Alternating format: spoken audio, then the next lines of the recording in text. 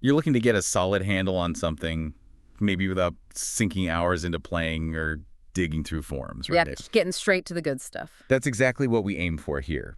So today we're doing a deep dive into a PlayStation 1 game you asked about, Vagrant Story. Ah, Vagrant Story. Came out in 2000 from Square Enix now, of course. Yep, It's a really interesting one from the PS1 era. definitely. And for this, we're leaning on the insights you shared with us, specifically a great retro review by Metal Jesus Rocks on YouTube. Right. So our mission today, pretty straightforward.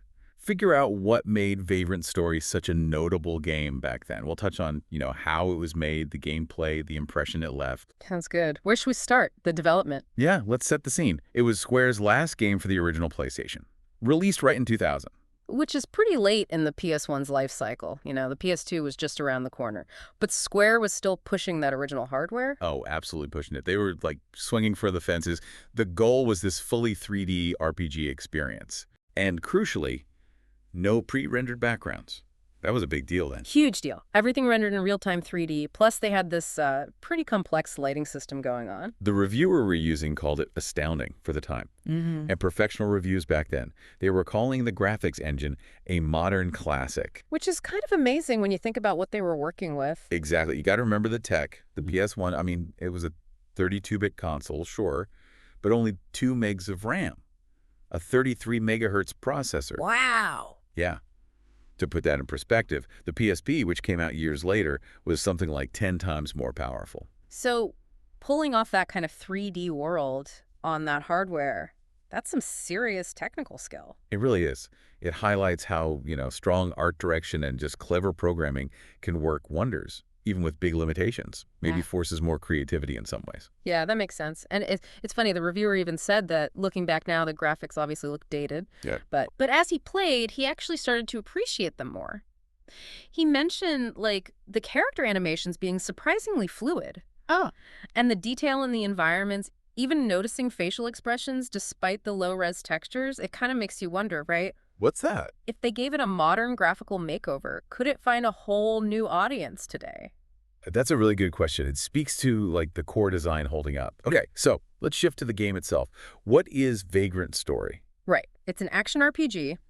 Setting is medievalish in this ruined city called Liamon. A fictional city within a fictional kingdom, yeah. You play as Ashley Riot. He's an agent, kind of like a special operative. And his mission initially is to investigate this cult leader guy, see if he's tied up with a duke. But the story's setup is clever. It doesn't just start there. The game actually opens with Ashley being blamed for the Duke's murder. Whoa. Then it jumps back a week. So you're playing through the events leading up to that moment, piecing together this whole conspiracy. It hooks you right away. Nice. And the reviewer really emphasized that what set it apart from other RPGs back then was the combat. Super deep, apparently.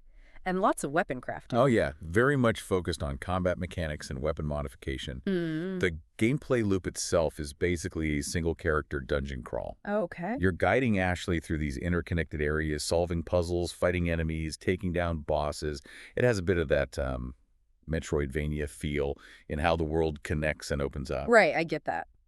Okay, let's really dig into that combat. The reviewer mentioned hitting the O button to start things off. Yeah, that enters the combat mode. And a wireframe sphere pops up around Ashley and the enemy. And inside that sphere? You can target specific body parts. Yeah. Head, arms, legs, torso, wherever.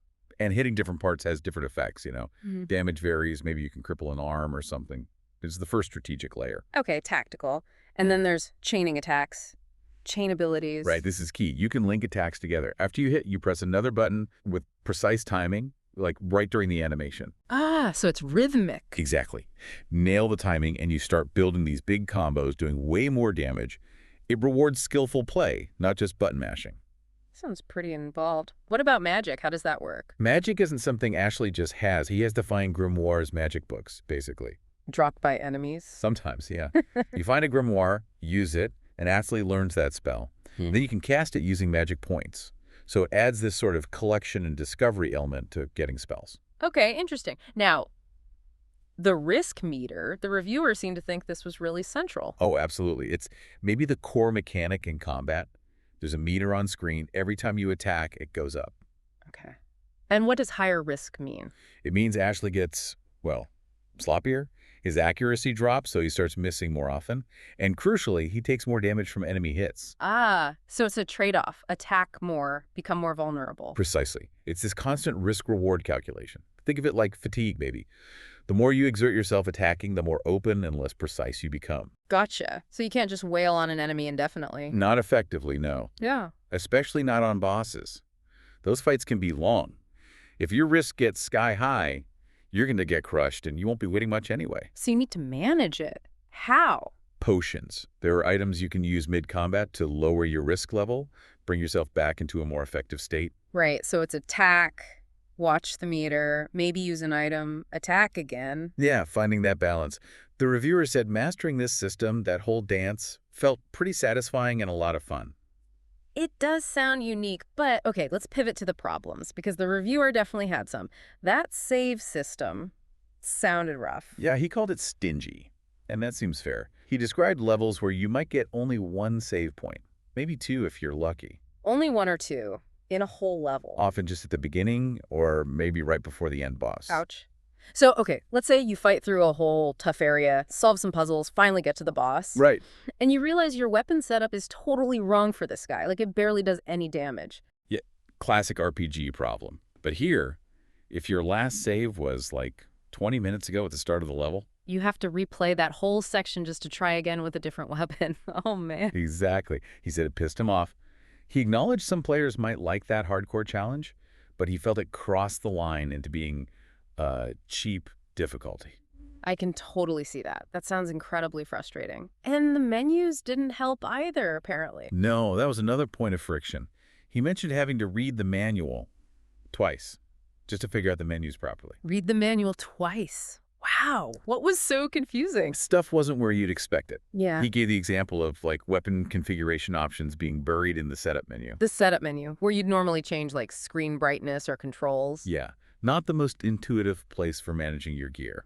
So you had this deep, complex game. Made harder to access because the interface was kind of clunky. Pretty much. Yeah. It's a good reminder that even great ideas need, a user-friendly presentation. Definitely. Okay, changing gears slightly. For people who might want to actually buy this game now, the reviewer had some collector's info. Right. There are basically two main versions you'll see floating around. The original one, the Black Label release, Okay. and the later Greatest Hits version, usually in that green or red spine case. And the Black Label is the one collectors might want more. Why is that?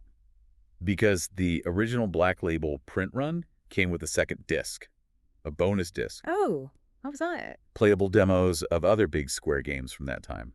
Legend of Mana, Chrono Cross, stuff like that. Ah, cool. So it's got that extra bit of history attached. Yep. Makes sense it'd be more valuable. Exactly. Adds to the collectability. So price-wise, what did the reviewer estimate these go for, roughly? He said the original Black Label, in good shape, might be around, say, $80 to $90, give or take. Okay. And the greatest hits? Much cheaper.